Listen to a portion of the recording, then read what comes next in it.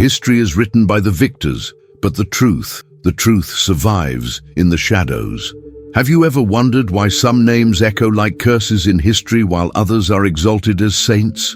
The name Judas carries the weight of betrayal, shame, and the fall of a spiritual master.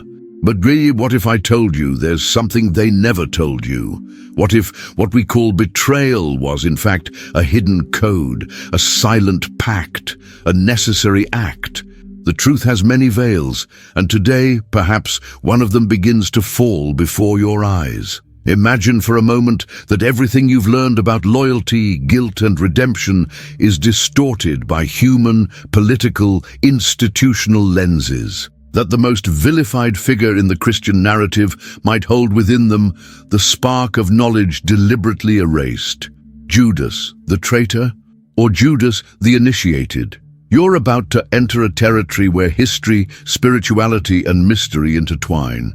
This isn't about convincing you of anything. It's about offering a new lens, because when you change the way you see something, the object itself changes too. And in that process, you might find yourself changing as well. If this reflection touches you in any way, even lightly, consider subscribing to the channel, liking and sharing with those who feel there's something beyond words, beyond the visible. Don't interrupt the flow now. Just let this be a seed. Let's continue. For millennia, Judas has been portrayed as the ultimate figure of betrayal, the one who handed Jesus over for 30 pieces of silver, the symbol of broken trust, of violating the sacred. But have you ever stopped to wonder why such a pivotal character was given so few words in the scriptures? Why his role was so simplified? Why the scene of the betrayal itself was told so dryly, so symbolically? What if this wasn't a mistake, but a strategy?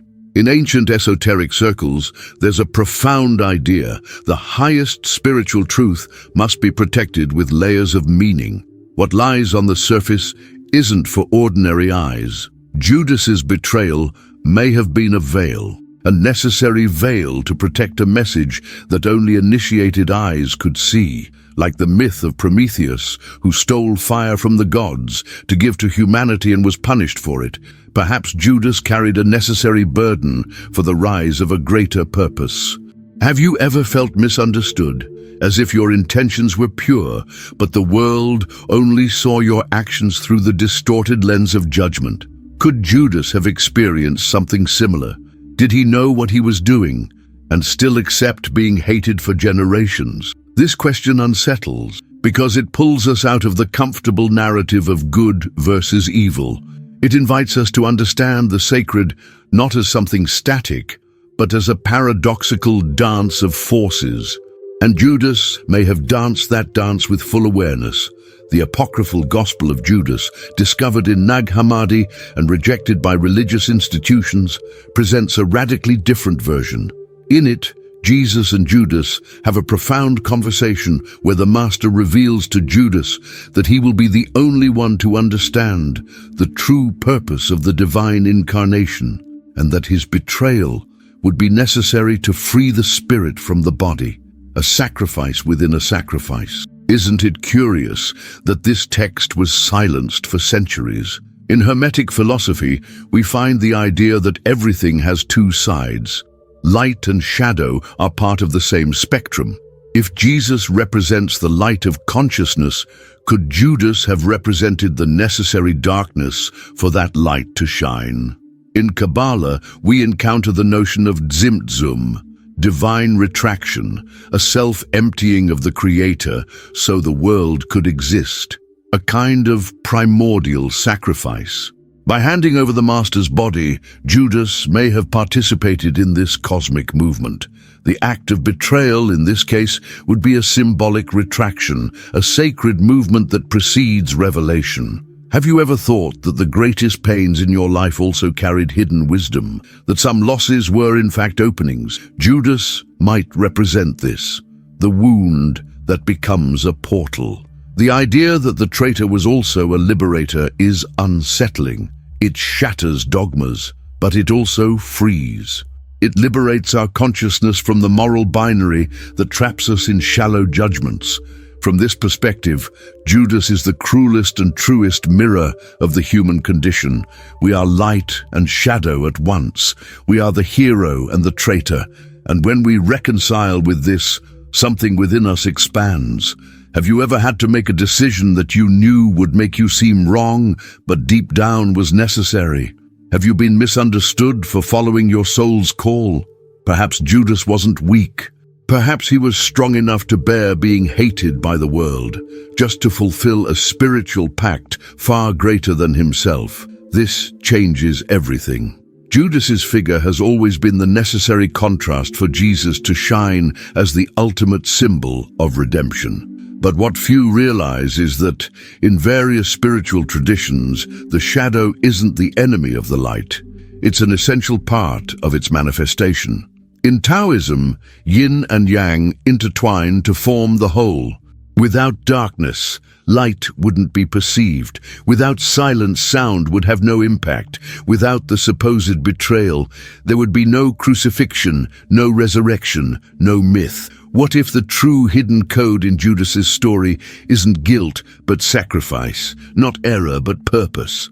Revisiting Gnostic traditions, we notice something even deeper.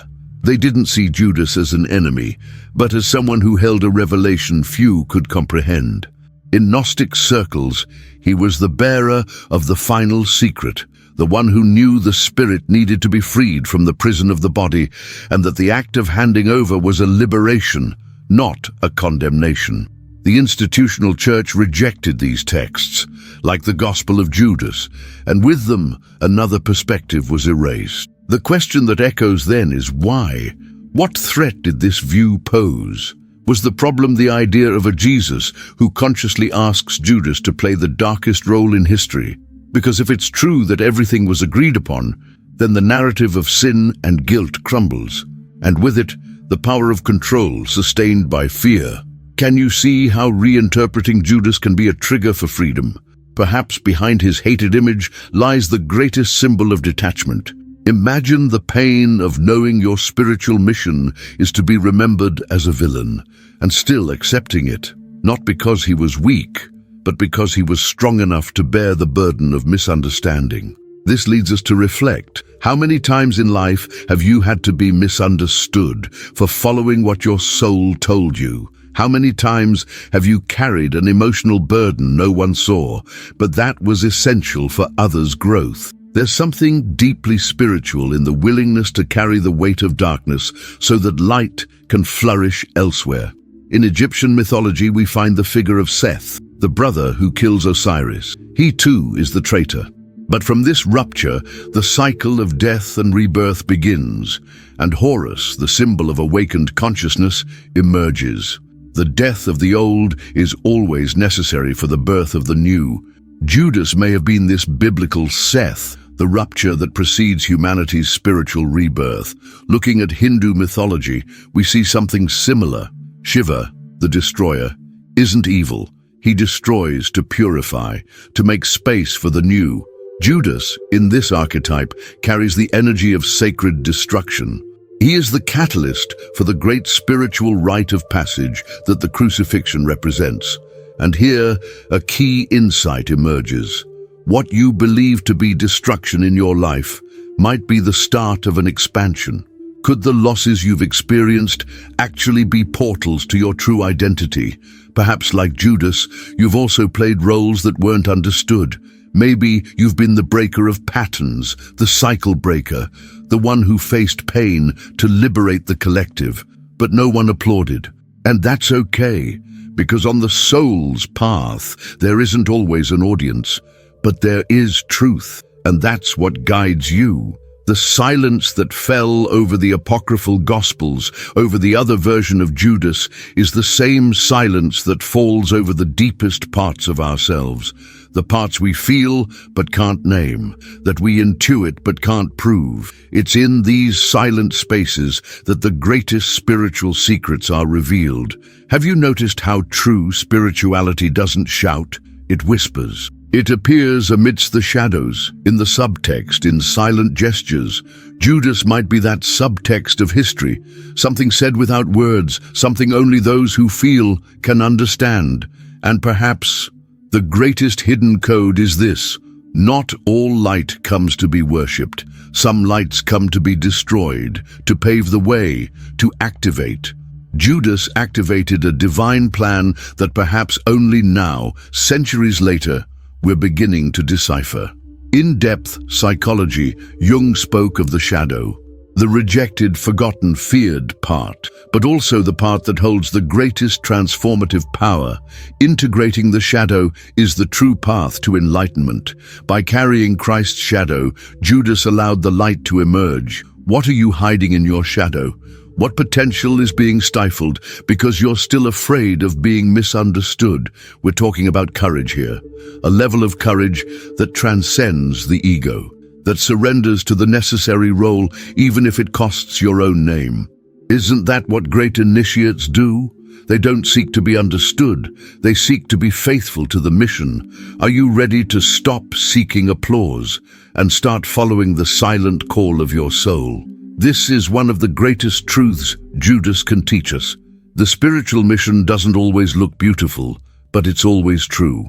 When we understand that Judas may have been merely an instrument of a greater plan, not a lone villain, we're invited to reconsider how we judge others and ourselves. We're quick to point fingers, label behaviors, tag attitudes, but what if we're condemning others for exactly what we lack the courage to face within ourselves? Judas represents the mirror no one wants to look into. He shows us that there's a force beyond logical understanding that guides the soul's paths, and that the most sacred paths won't always seem just to human eyes. That's why Judas can be seen as the great silent initiator. He doesn't speak much in the Gospels. He doesn't defend himself. He doesn't justify. And perhaps this silence is the greatest proof of his surrender. Because the ego screams for explanations, but the silent soul does what must be done. And here comes a powerful insight. In an increasingly noisy world, can we hear the truth that speaks only in silence? We live trying to justify our choices, our pains, our desires. But the soul doesn't need to explain. It just needs to be heard. And perhaps this is the key Judas hands us. Inner listening. Surrender to the invisible, the call that can't be proven but burns in the chest like sacred fire. In the Zohar, a key Kabbalistic work, there's an intriguing idea. There are lights that can only be revealed through darkness. Judas is that darkness, not because he's evil, but because he was the portal for the greater light to manifest. The forbidden code of creation, that moment when destruction is the seed of expansion, manifests exactly there, where the world sees ruin, but the soul sees rebirth. Can you identify in your story the moments when everything seemed to collapse, but behind it, a birth was being gestated? This is a profound question, because we all go through dark nights of the soul, moments when there's no apparent light, when certainties dissolve. But what Judas teaches us is that even in those moments, there's purpose, there's divine intelligence, there's a sacred script. And perhaps that's why this story was hidden, because a humanity that understands the purpose of pain isn't easily manipulated. A soul that sees meaning in darkness becomes free, and freedom always frightens those who thrive on control. The institutional church always needed villains. They justified dogmas. They uphold punishments, they keep people in fear. But when the supposed villain reveals themselves as a servant of light, the castle crumbles, the system loses its foundation, and the soul gains wings. That's why Judas may be the symbol of what was silenced, not just in the texts, but within us. That ignored intuition, that stifled courage, that censored truth. He represents everything that didn't fit the mold of institutional religion, but always lived in the whisper of authentic spirituality. How many times have you felt there was something beyond words, a hidden meaning in the lines, something that can't be taught but only remembered? Because truth doesn't need to be defended, it just needs to be awakened. And perhaps that's why you're here. Maybe this video, maybe these words, this journey, aren't just information. Maybe they're a reminder, a call to remember, a reconnection with something you already knew, but forgot. Judas, as an archetype, represents the point where everything collapses so the essence can emerge.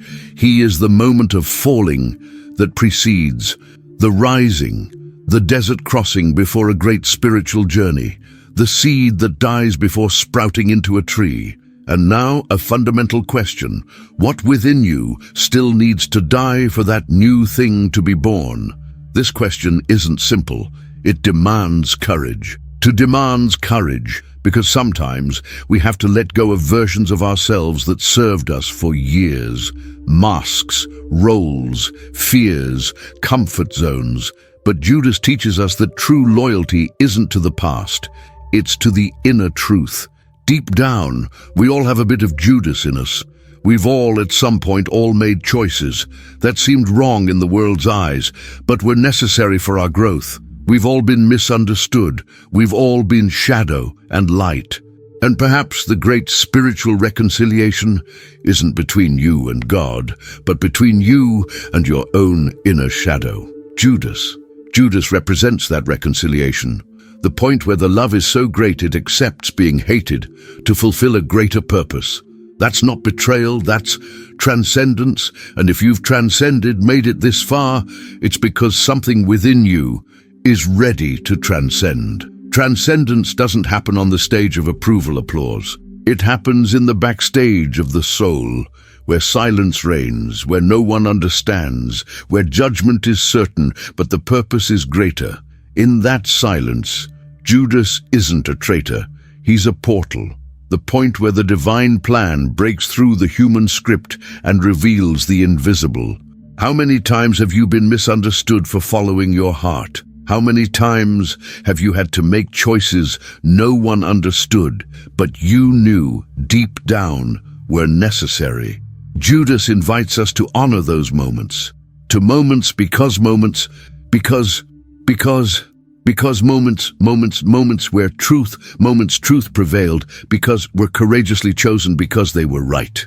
Because truth doesn't always win applause, but it always liberates.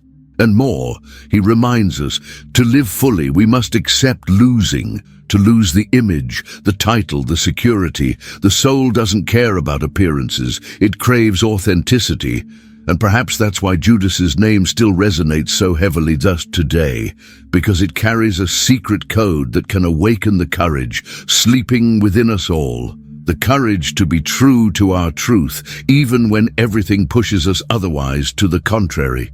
Judas isn't the end, he's the trigger for rebirth. His story doesn't end with him, it's just the start. By handing over Christ, he sets off the most sacred process in human experience, the resurrection of our own consciousness. That awakening doesn't happen overnight in days, it unfolds over a lifetime.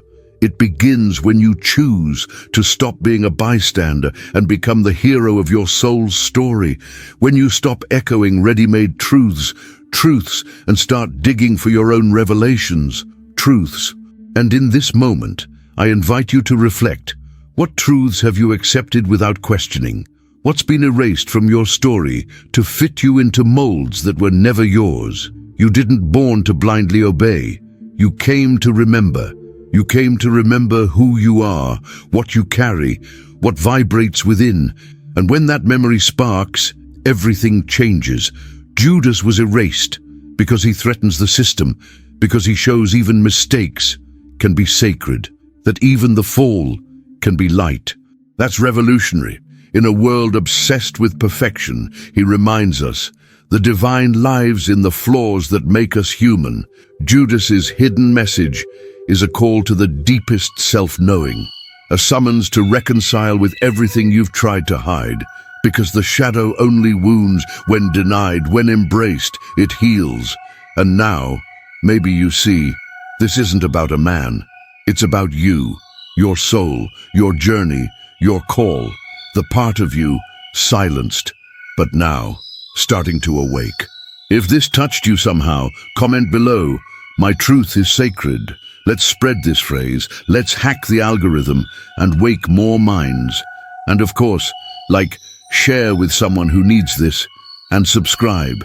This is more than a video. It's an awakening.